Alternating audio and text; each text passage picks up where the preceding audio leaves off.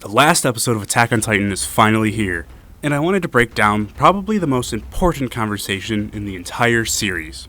I wanted to make this quick video to go over the changes that were made to the show compared to the manga, and frankly, I'm very happy with the changes that were made. When manga chapter 139 was released, it immediately became very controversial. Some saying it was good and many saying it was bad. After a few months passed, you could figure out that the reason so many people thought it was bad was because of the conversation between Eren and Armin when Eren is eventually killed and Armin gets his memory of this conversation back. We'll follow the two conversations and see how they differ, and why I highly prefer the anime adaptation. We opened the conversation in both versions with Armin asking Eren why he had to be so harsh towards Armin, Mikasa, and all their friends. Eren explains that it was because he was trying to push them away, so that it would be easier for them to go against him, and he said he got a bit carried away too. Eren's plan with this is that his friends would be seen as heroes who saved the world from annihilation, comparing them to the Tiber family after the Great Titan War. In the anime, Armin tells Eren that he and his friends aren't going to play that role that Eren has set up for them, and then Eren stands up to change the direction of the conversation. But in the manga, Eren immediately brings up the fact that the rumbling is going to kill 80% of the population. I like how they save this reveal for later in the conversation in the anime, because with Armin knowing that this is what Eren would eventually do, changes the tone for the rest of the conversation in the manga. Or more accurately, it should have. It does for the audience, but not for Armin, which leads to the rest of the conversation seeming clunky and strange because you expect Armin to act a bit differently after hearing such news. After Armin has a relatively tame reaction, Armin asks if Eren did all of that for them, and then Eren stands up. In both versions, Eren begins to tell Armin what he knows about the founder Ymir, that ultimately the reason Ymir was a slave for 2,000 years and continued the curse of the Titans was because she loved Karl Fritz.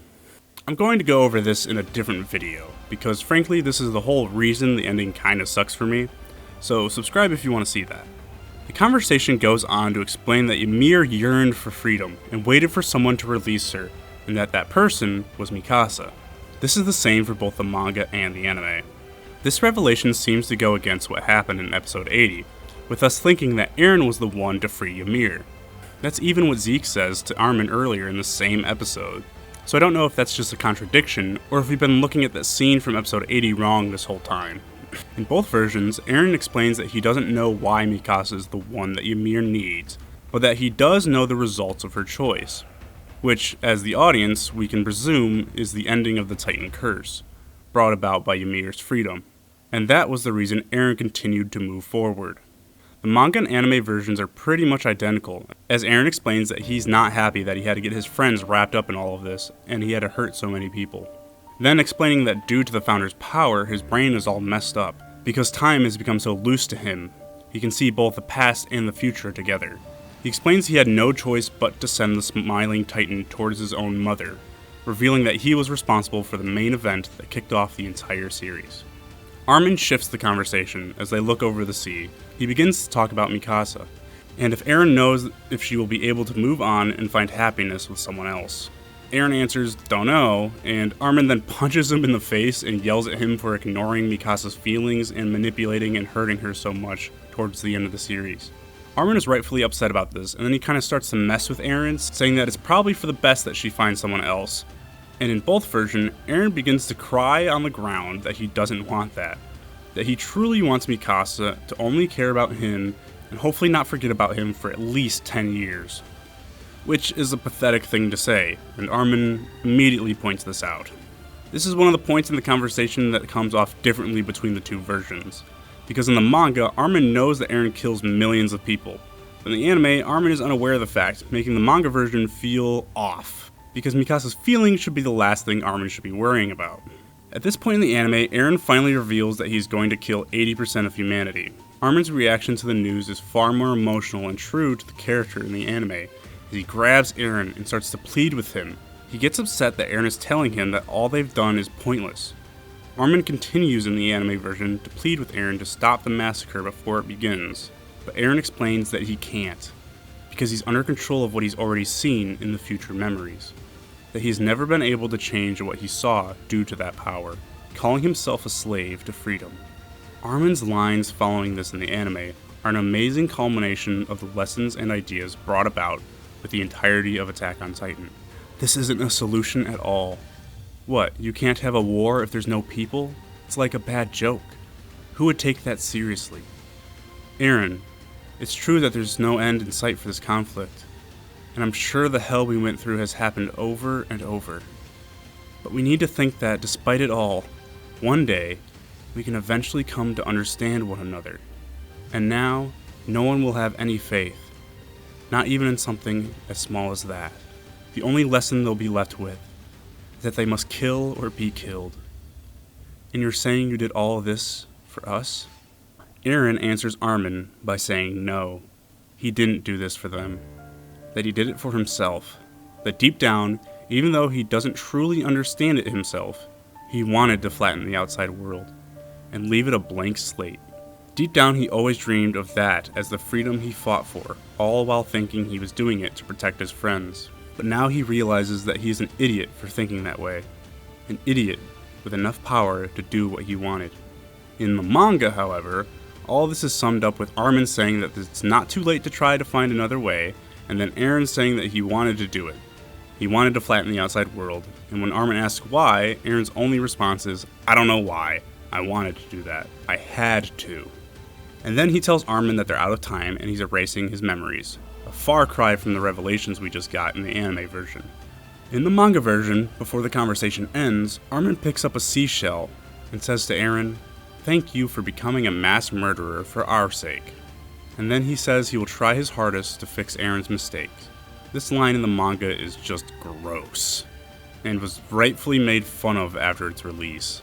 After that nastiness, Eren tells Armin that he will be the one to save humanity before leaving Armin forever.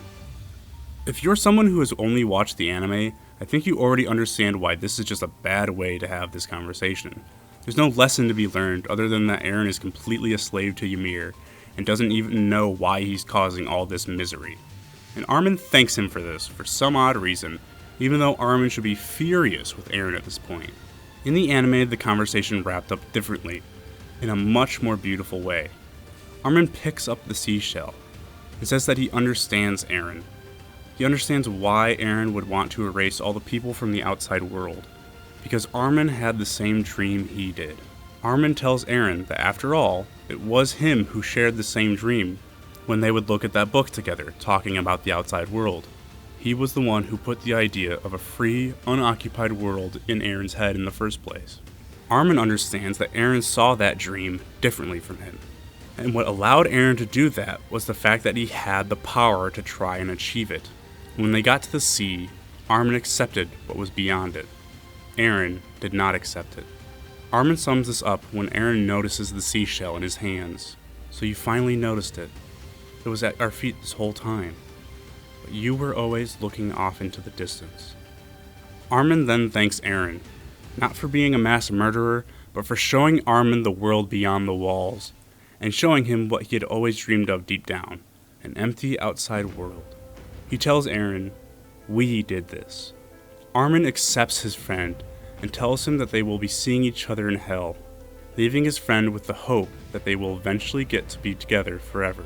It's an incredibly bittersweet moment that calls back earlier in the episode when Armin talks with Zeke about appreciating the little things in life. Although these characters' actions had a massive impact on the world, it was Armin who always looked at the present moment and appreciated and accepted the world around him instead of being a slave to the change that he wanted. As a friend, he tells Eren that he accepts his actions and the person he is, and doesn't make him feel bad for doing what he did. Instead, he basically tells Eren that he will be his friend to the end and take on the sin of Eren's action, absolving Eren, even if only a little bit. Then the friends embrace, and Eren cries, agreeing with Armin, thankful he got to talk to his friend this one last time before they part ways. This was a much, much better conversation between the characters, and really lets Armin's character shine as well as summarizing the themes of the entire story. Armin was always the one with the purest heart and the one who always hoped for the best. But he accepted that he was in a cruel world and decided to take on the sin of Eren's mistakes, and dedicated the rest of his life trying to create a world that Eren and Armin truly always dreamed of. A a world of peace. We would never know if Armin achieved this, but the ending credits seem to give us our answer, that the circle of violence does repeat itself, and that ultimately, Eren's decision to follow Ymir's orders did not lead to anything good. I'm not the person to tell you if this means that the story as a whole is bad or good, but that will be my objective of my next video. But after watching this episode, I was happy that Isayama got a chance to fix this conversation.